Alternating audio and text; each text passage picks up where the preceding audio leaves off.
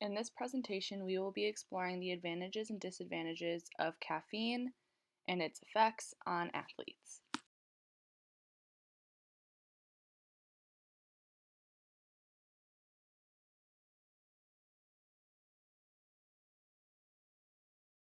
So let's get started with the benefits of caffeine. So for starters, it activates areas of the brain and the nervous system to improve focus and energy while reducing tiredness as well.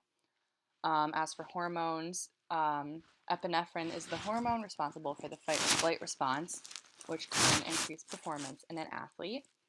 For fat burning, caffeine can increase the body's ability to burn fat or the breakdown of fat in fat cells.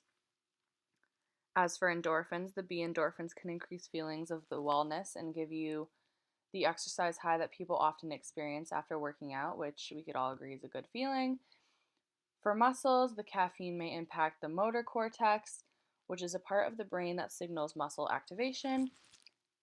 For body temperature, the caffeine has been shown to increase thermogenesis or heat production, which helps you burn more calories. And for glycogen, caffeine may also spare muscle carb stores and primarily due to increased fat burning. This can enhance endurance performance. For the cons, it's pretty self explanatory. There's tremors, withdrawal symptoms if drinking too much, and it has diuretic effects if taken in large quantities.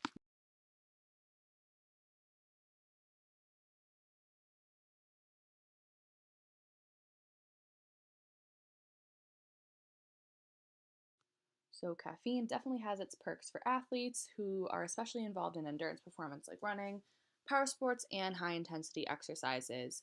Caffeine is not actually considered a banned substance but is said to be restricted.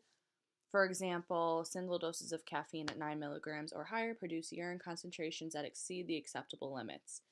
And the website Triathlete actually says that if you choose to use caffeine as an ergogenic aid, avoid routine use because individuals build a tolerance of the effects of caffeine within days. And in addition to that, caffeine has diuretic actions and has detrimental effects on hand steadiness and possible reaction time.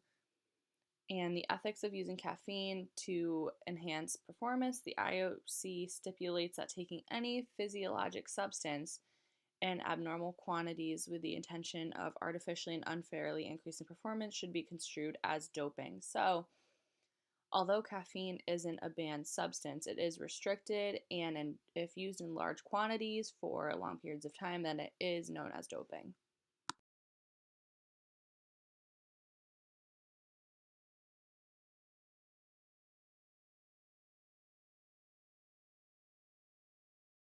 In this slide of the presentation, I included the USOC caffeine fact sheet because I felt as if it would be helpful to athletes to knowing what time it is appropriate to consume caffeine, how much you should consume, what type you should or should not consume, and then it also includes the caffeine content of common items that someone might be ingesting and what ingredients to look out for so that they are not going over the limit, etc.